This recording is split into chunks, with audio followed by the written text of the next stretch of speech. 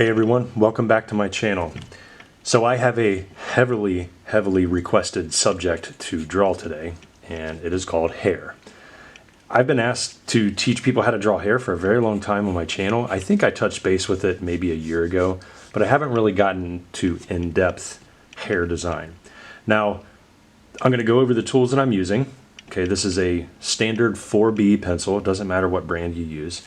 And then I also like to use a black Prismacolor pencil. So I have it over here, and I'm going to have to sharpen that soon. There are many ways to do this as far as using erasers, blending sticks, you have cloth, you have electric racers, whatever gives you the control to put highlights and blending in your hair strands. But we're going old school today. So old school, in fact, that we're only taking care of it with two tools. That's literally it. And I'm going to go over some of the pitfalls that people go through when drawing hair, and how you can fix that. Now, the thing about drawing hair is it's all about layering. I think one of the downfalls of drawing hair for beginners is that everybody wants to outline everything right away, and that's what makes your stuff look cartoony. Drawing hair is about layering. It's about having the patience to layer on all of the shadows, all of the strands, the clumps of hair, crimps, like whatever you can possibly think of. If man or woman perms their hair, you got to be able to layer on all the highlights and shadows so that it looks really good no matter the light source. So you can see here that I'm just holding my pencil lightly at the very end. I'm also going to be going over some techniques on how not to smudge everything. So if you're the artist that uses your fingertips to shade and blend, stop that immediately. It does no good, and it's a learning curve, obviously. Heck, I did it when I was younger, but then you start to realize that the oils are really messing up my paper, which is why it's smudging.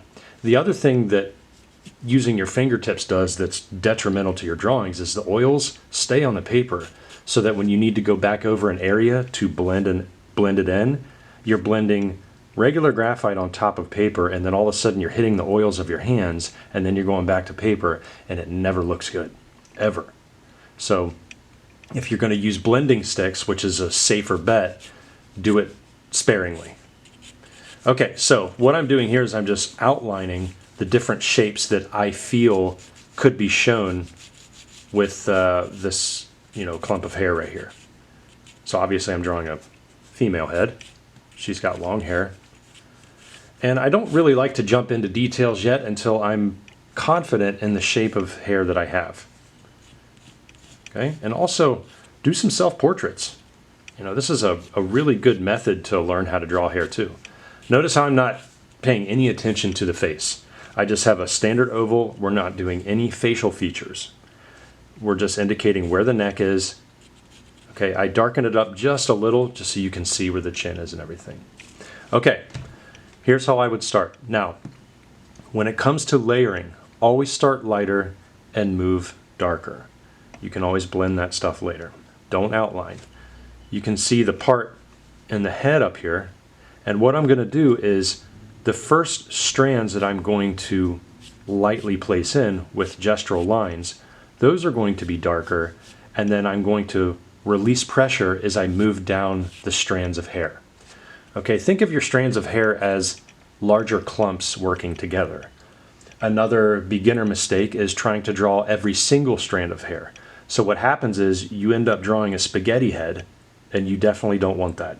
And it doesn't matter, what gender it is. Male, female, doesn't matter. And it also happens in drawing animals too. So if you're an animal lover and you like drawing, like alpaca, horse, like whatever you like to draw animal-wise, you can draw fur like this too. So you can see how I'm working my strands of hair down here. Now what I'll do is I'll turn the pencil slightly up. Notice how sharp it is. Always keep a sharp pencil, because that will allow you to control the lines as to the best of your ability. If you have a dull end, you're just going to make dull lines. And as the saying goes, dull pencils make dull drawings. Okay, I'm pretty happy with this area. I think we've established where the part is. So I'm just going to very lightly work a darker line in, and then releasing pressure as I move down her forehead, like this. See how I ghosted the end of the lines right here? Even though I know that more curls and layers are going to overlap, that's totally fine. Remember, we're building the layers of hair up. We are not doing individual clumps and making it look cookie cutter. Okay, the next thing that I'm going to do is I'm going to figure out like where this hair curves right here and what I want to keep down here. I originally drew a shape that looks like an extra large clump of hair is curling from her ear underneath. That's okay. Since it's lightly drawn, I can do that top layer right over it. Just make it a little lighter, or I'm sorry, darker. And I'm going to keep that as a clump, like a working strand of hair. Okay, right like that. You see how I pointed it a little bit? But look how gestural that is. It's very light. I'm keeping it so light that you, the viewer, you'll be able to make out the shapes, but it's not going to be so dark that it's like, oh, you outlined hair. It's like, no, we don't want to do that. And even on the side of the face here, where the hair might be hugging the ear, I mean, we could indicate maybe the earlobe. I think I'll do that. And then that's it. I don't really care, and I don't want to put too much emphasis in the facial area. Okay, next bit. So let's figure out what that hair's doing right here. I kind of like that. All right, so you see how there are working layers underneath, kind of almost like twisting vines. Also, study your own hair. If you have long hair and you like to perm it or even braids, like it doesn't matter. Just look how the strands in the front sit versus the ones in the back and vice versa. Okay, next I'm going to work up here again. Notice how I'm working around, and I'm also staying on the left side of the page. This is a really good trick to do if you're right-handed or left-handed. If you're right-handed like me, I've barely done anything on the right side of the page. I don't have to worry about accidentally smudging anything. I like to keep my pinky as an anchor so that if I have to lift my palm up off the page, my pinky can stay as an anchor and it guides my hand across so my hand isn't floating. You'd be surprised what happens when you completely release pressure and your hand is floating. You don't really have that much control as you would if you have your hand down, especially working in a smaller area. All right, let's keep going. So up here, I'm pretty happy with the edge of the head. I know that her hair lays pretty flat and maybe she curled it towards the end. So instead of outlining, I'm just going to lightly work in some darker strands going from dark to light down the head. Right, like this. The other trick that I want you guys to pay attention to is whatever direction the hair is flowing, that's how you should be drawing the strands. A lot of times beginners will just try to draw everything and the clumps and the hair strands are going everywhere. Think about how your hair grows off of your head. Okay, it starts up here where that part is, and we'll add some detail up there too. And then it flows down the head, and even when there's twisting motions and, you know, crimps and curls and all of that stuff happening, it's still flowing down. Okay, so since there's a curve here on this front, I'm just going to move the strands this way. Notice how I'm getting darker towards the end of this. Ask yourself why. It's because the light source is up here. So I'm just going to do a little arrow for you. Okay, and I'm just going to put light source. Okay, so that's the light source. You can see it up there. All right, everything that's curling underneath is going to get a darker treatment. Think about rendering a sphere. Okay, even hair has a core shadow and a core highlight. So obviously up here is going to be near the highlight. The next trick that I want you to follow when drawing hair is take advantage of your paper. 90% of my drawings on my channel are on moleskin paper, but I drew on printer paper. Like, this is just old school printer paper I had bought at CVS for my kids, and I'm just using some. Okay, I told you we're going old school today. All right, so that's the light source up here, so I want to leave most of the white of the paper. However, there's no white highlight in hair. There's going to be a tone within the highlight. So make sure that when you start drawing the strands of hair in clumps, see how my graphite is blending together? I'm holding the pencil slightly to the side. Okay, the shadows really won't begin until I curve my pencil under like this. So what that does is, even though I can lighten the hair right here for the highlight, it's not permanently white. Okay, that's just going to hurt the eyes basically. Okay, also underneath the strands of hair where it touches the skin, it's also good to blend some of that shadow in with the edge of the hair. See how I'm holding it? I'm placing the butt of the pencil into my palm, so that locks it into place, and I'm using my pinky as my anchor, and then I can move it. A lot of people don't realize that trick, because then your pencil will start going like this when you're trying to draw, and then that's what makes it that's what makes you lose your line control. All right, so now that I'm establishing lightly all of the groupings of hair, I'm just going to move over here to the right side, and I'm going to lightly start to build up some of the lines out here. Now, the one thing I want to do out here is give a different take on the actual strands of hair, because it's not going to be the same over here. It's not that you want to keep the viewer guessing, it's just you want to be as realistic as possible here. No hair is the same. Okay, so now I'm just kind of interlocking the hair strands, and I'm really adding some depth in here. See how light this is? I'm pretty happy with the edge work going on here. And also, whenever you view a person and their hair, especially if it's long, the ends of their head, where the hair starts to wrap around the head, it's never a solid line. So you want to stay away from that cartoony shape unless you're actually drawing a cartoon. If you want hyper realistic hair, you need to pay attention to how hair folds around and collects light. All right, there's always going to be some kind of fuzziness around there, because there are literally thousands of strands of hair in any given spot. Hundreds, thousands. Okay. Now we have this, we have the indication of the neck down here. By the way, I just noticed I had to end it and start a new segment. I don't know if that first half was actually in focus. I'm so sorry if it was not in focus. So, you know, sometimes depending on the subject that I'm drawing, I get really carried away and I forget to do things. So hopefully that's okay. All right, I'm pretty happy with this area. So I'm going to start dark and flow the pencil down the head, and I'm just going to indicate where some strands could be. Now, there are awesome parts to do when you start doing the head, like individual pockets of shadow, but that's only if you have established the larger clumps of hair first.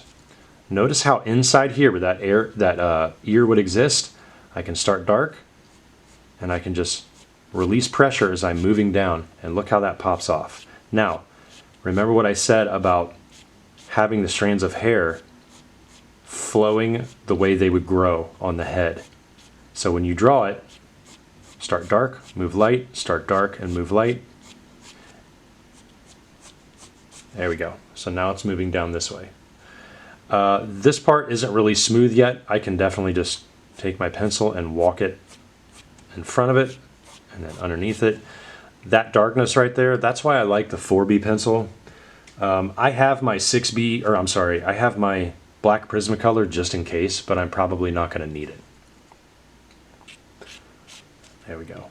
If you are using multiple colors, and if you're doing this in color, or if you're using multiple pencils, if you have a heavy hand, just use the H's. You know, like 3H, that definitely works. But you need to draw with it lightly because you're going to need to start shading on top of it. Don't try to get dark with an H pencil unless it's a pure H. Okay, because just a regular H and even an HB, you can get dark with those. But like a 2H, 3H, that graphite's incredibly hard, and if you push too hard, it starts looking shiny, and you don't want to do that. Okay, you can see how I'm walking the strands down, and at the ends of them, it's almost like short bursts. Just going back up the head. See how long these strokes are? I'm just going back up the head, going back down like this. And now the cool thing is this actually helps you form textures that you did not plan. So for example, with all of those larger strands working together that you just drew, it's creating darker lines. You can just add some shadows within those darker lines, and you can start to see the depth happening within the hair strands. And that's what makes it realistic. So you can see where it touches the face. You don't need a super dark outline for the jaw at all. You know, I could go into more anatomy on a female facial features, you know, like the cheeks are a little bit more pushed in right here. But what I'm doing is I'm just looking at that outline and I'm just walking the pencil down to take away any harshness that I see on that jaw. There we go. Just lightly brushing my pencil. Okay. Now, the other thing I want to talk about is right inside here where you know shadows will exist, like in the neck and the very back. Start darker, work lighter. Start dark, work light. And just walk your pencil strokes down like this. Okay, now the thing is, this part is farther back than that part. So this is naturally going to get darker. So if you're confident about this area and you know you don't want to change any of the other shapes, start darker. Look how I'm not stopping in small tiny areas. I'm walking the pencil strokes way out because the shadows have to blend with the regular strands of hair like this, and then stop. Don't put anything else. In the lighter area of the shadow, you're going to walk down some more hair strands that are in front of it.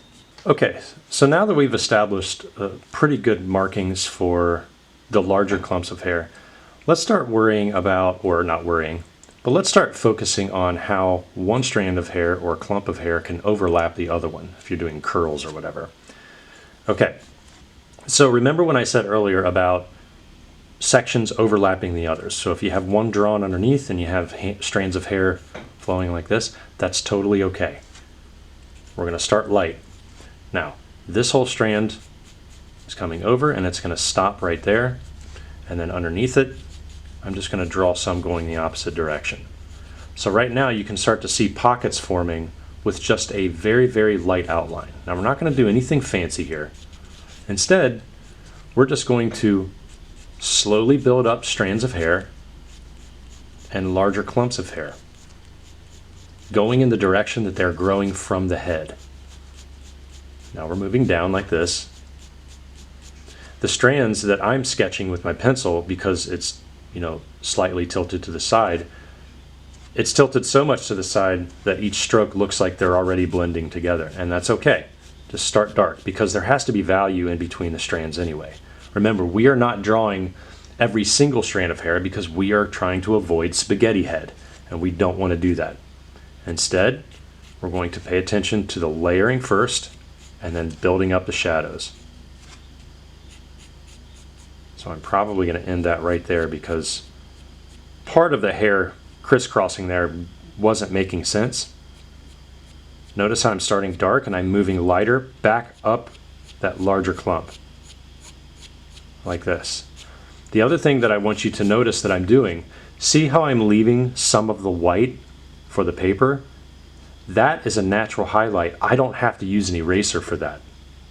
So if, and I know that I say it a lot on my channel, try to avoid the eraser at all costs, but there are instances where using an eraser is actually a good idea.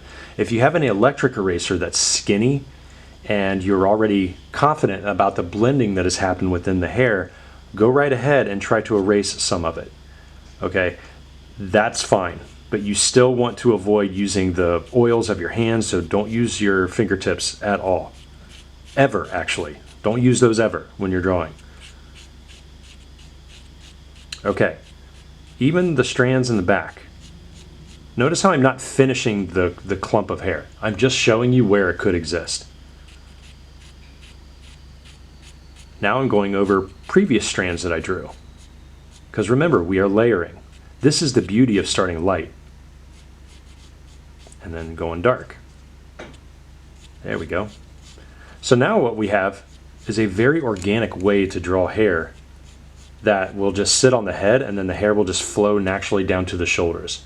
So let's say you didn't do anything fancy to it. Like for example, this area isn't really thought out yet, and that's okay. What I'll do is I'll just walk in like a larger curve that's darker, and then I'll put some more shadows inside here because it's closer to the body. Okay, and then the cheek, I'm just gonna lightly darken.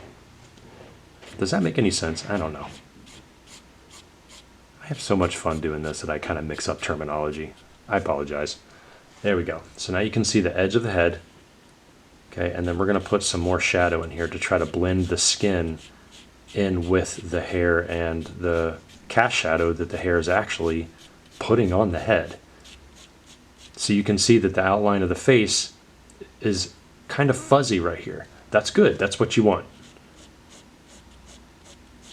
Right, like that.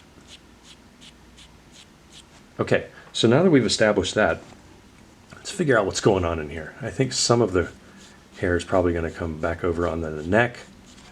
Maybe this will end right here. Maybe she has like a cool little haircut where she cut it right there, and then just that front half hangs down. Notice how I'm playing up the values now. Okay, the tip of that hair at the very end is darker than the hair under it because you need to see those two. So what I'm going to do now is I'm just going to lightly fill in that white space with a lighter tone. Okay, and all of these crisscrossing clumps of hair here, look where they crisscross, like any X's that you see. That's where a shadow could exist because two forms are coming together. And when they come together, there's going to be shadows underneath. Okay, so like right inside there. Have you noticed that even when I started, I did not go straight to shadows? That's another beginner mistake. Okay, you want to work your way to the shadows. You don't want to put them in immediately. I think a lot of artists they'll just put really, really dark lines in right away, and then they have to worry about blending that later on. It's too dark already. When you look at somebody's hair, anybody's hair that's long, it's a gradual ease into the shadow, just like it's a gradual ease into the highlights. Now, I don't have long hair. I don't know if you guys have seen me. I have a buzz cut. Okay, so the character work that I've had to do over the years, yeah, I've had to study some hair, and I have to say that it is quite therapeutic when you are able to build a character with really awesome looking hair. There is something to be said about, drawing characters with bald heads too, like, hey, Kratos. There we go. Okay, so this is kind of a fun thing to do, just like a little ambiguous area. I'm just going to lightly shade in where the chin is. Don't need anything fancy. I'm not putting anything on the head. I am going to darken this part though, and maybe have some lines flow outward. You know who had amazing hair back in the day was Farrah Fawcett. She had amazing hair. Bo Derek did. All the old school actresses. There we go. So now I can really get in there and start working little by little where those large clumps could be. And what I'll do is I will look and see where the big clump of hair starts to bend. Wherever the highlight is the highest point of the hair. Okay, so notice how this bend in the hair, this bend in the hair is peak right about there. That's where the highlight will exist. So this is going to come out, so the highlight will roll right around that area. And then you can start to darken in the areas where it starts to bend underneath again. See how my pencil's still sharp? I've barely used it. and then you just start to layer it on again. Now sometimes your tones will look the same, and that's okay. For example, the end of that strand right there kind of looks the same as what I'm drawing underneath it. That's okay, because there might not be a harsh highlight and a harsh shadow working together. Okay, now we're getting somewhere because you can start to see the layering happening. Remember how I started with just a basic outline, and now it's looking pretty decent. And you can take care of the entire head this way too. Okay, practice different hairstyles.